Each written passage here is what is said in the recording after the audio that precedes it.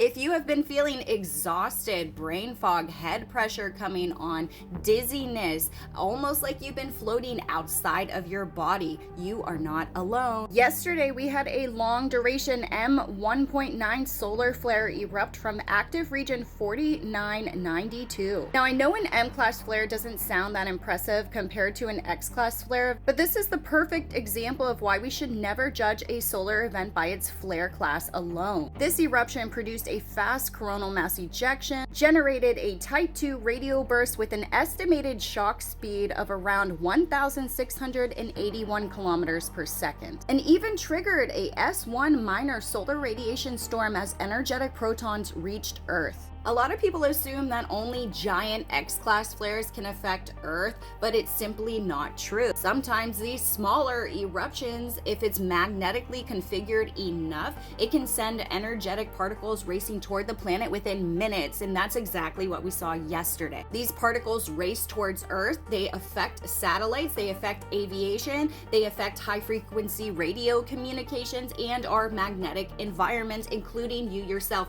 even if the main CME here isn't directly aimed at Earth. Personally, I felt this before I even realized what happened. I had intense head pressure, I had extreme fatigue, I had dizziness, nausea, I had brain fog, I had a strange floaty feeling of being out of my body, an out of body feeling, and then I checked the space weather data and I saw that we slipped into an S1 solar radiation storm, and those creates all of those effects. Plus more, let me know what you were feeling last night and into today, because as you can see, we're still in an S1 solar radiation storm, even though those energetic particles are now dipping down. So you will feel a release in your shoulders. Those ascension symptoms will slow. But remember, protons hold mass, so they may stay in your body. You may need extra help grounding that out. Everyone is different, and there are many reasons why somebody might feel these things. But if you are sensitive to solar energy, since you are bioelectrical, these invisible particles do rain down on you. And whether you know it or not, these will affect you, and actually they cause a lot of sicknesses. They call it Havana syndrome. But if you're sensitive to changes within space weather, it's worth paying attention to the timing and noticing any patterns in your own experience. Looking at the sun today, conditions are actually fairly quiet. There are several active regions visible across the solar disk, but at the moment none appear especially threatening. Many sunspot regions, some are more magnetically complex than the others, but they don't really pose a threat. This is region 4498. It is in beta and gamma. It's growing in size, although the number of sunspots has went down. Flare probability is lower. Same with the more magnetically complex region. It's in beta, delta, and gamma configuration, so it's highly magnetically complex. It is growing in size. Its number of sunspots also has went down, and the flare probability is about 1%. The flare probability is also low. Solar activity has remained relatively low outside of yesterday's eruption,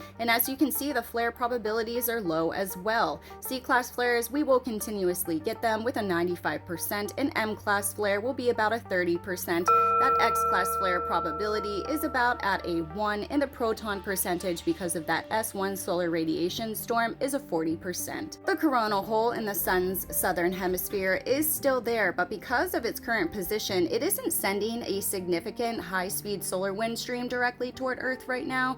But of course, these conditions can change quickly as the sun rotates. You can also see quite a bit of filaments that are forming on the Earth-facing side of the sun. We have a couple right here. We have one around some regions here. We have some in the southern hemisphere, and then we also have these directly that facing Earth. And we have had these filaments that have lifted off over on this side of the sun, and then one that ejected off of that. Over the next 3 days, we are not expecting any severe geomagnetic storms. As you can see, on August 2nd, we do have a G2 possible geomagnetic storm coming in that will be moderate in its conditions, but we'll continuously watch any glancing effects from yesterday's CME.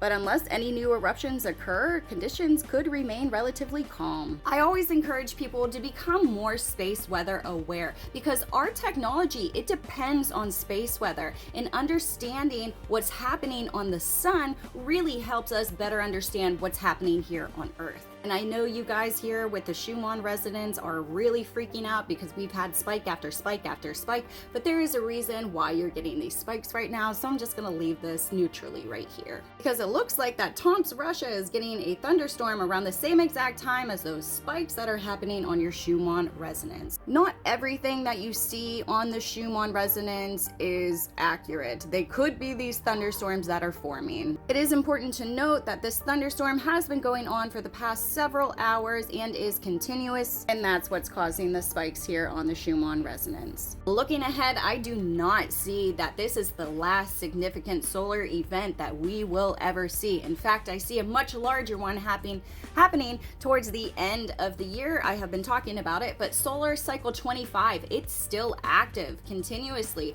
The history tells us that more powerful geomagnetic storms are likely before this cycle does wind down. Whether those storms end up being moderate or extreme, they're reminders that the sun is a dynamic star and what it produces affects us. Let me know in the comments, did you notice anything off yesterday? Did you notice the fatigue? Did you notice the head pressure, the brain fog, or did you completely feel normal? I'd love to compare experiences while we continue watching the sun together. I'm Sarah Starr here with your space weather update for July the 31st. Follow for more.